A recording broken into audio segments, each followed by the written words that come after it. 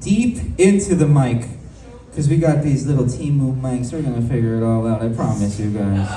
I promise you this is gonna happen, and it's gonna happen and get started with the first real official comic, because we had a baby one, the best baby comic ever. Now we got the best old comic ever. Get your hands together for the one, the only, everybody's Uncle Rocky.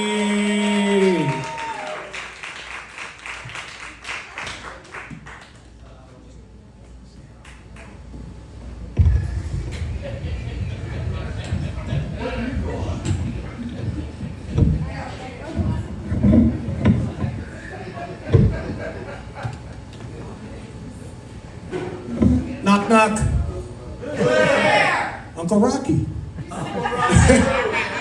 So, two turkeys were pardoned by the president today. An hour later, a federal judge revoked it. Now you just can't leave. You're all here. So, I want to talk tonight about, being Italian, my Jewish friends, and what it was like growing up in Brooklyn. Growing up in Brooklyn, all the Italian and Jewish neighborhoods are sort of adjacent.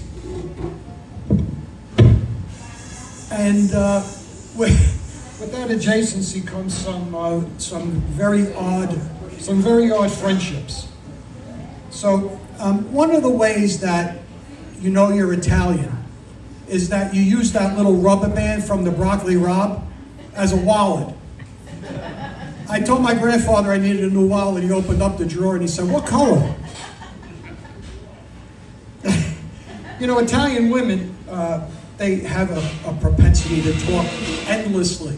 They're just relentless, and they go and they go and they go. And it occurs to me, how do they talk so much and actually breathe? Well, it occurs to me that they actually breathe through their ears, which blows that whole reason that they have right out of the water, that they're not going to do it because they can't breathe. I'm trying to clean it up because the kids are here.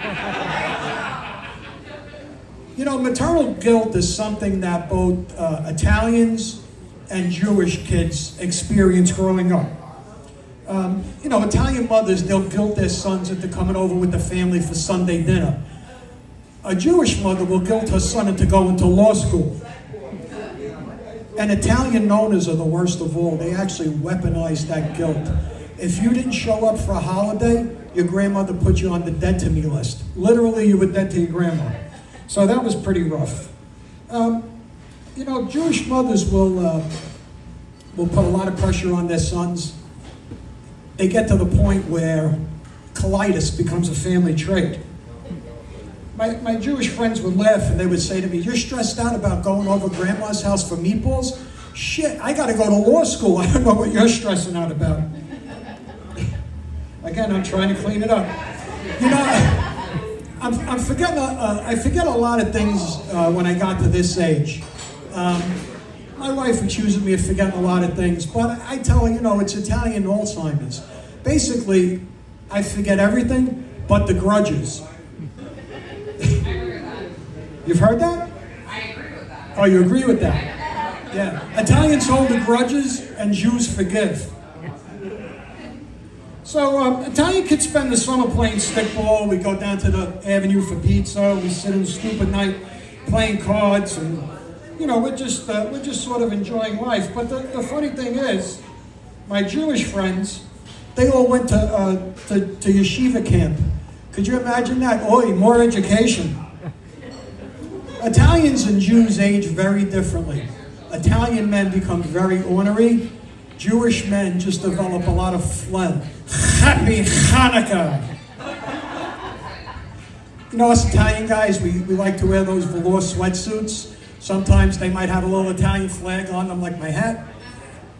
But I was always jealous of the Jewish kids who had those velvet monogrammed yarmulkes. An Italian will come up to you and say to your face, "Hey, what's your problem?" A Jew just goes home and he whines to his mom. Let's talk about Italian and Jewish delicacies. We had a lot more to work with than our Jewish brethren. They had just rocks and sand and angst and guilt to deal with. we had a lot more resources at our disposal. We gave you rice balls, they give you matzo balls. They share corned beef with the Irish. They share brisket with the rednecks. You know, even pastrami is just dressed up brisket.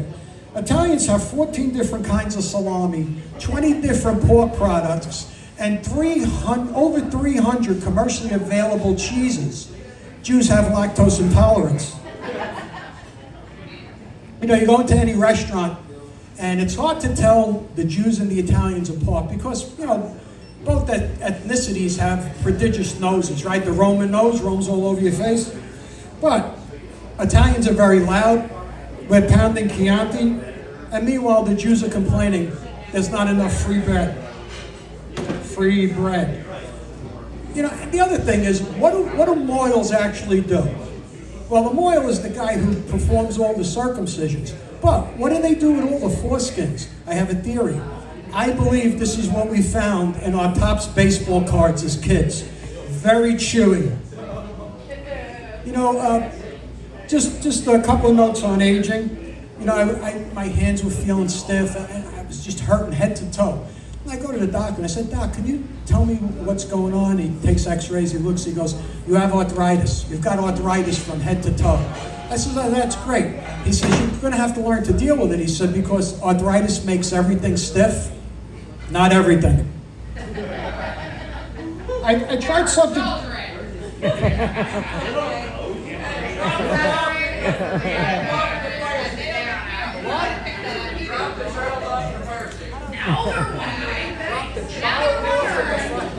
Is that what happened to you?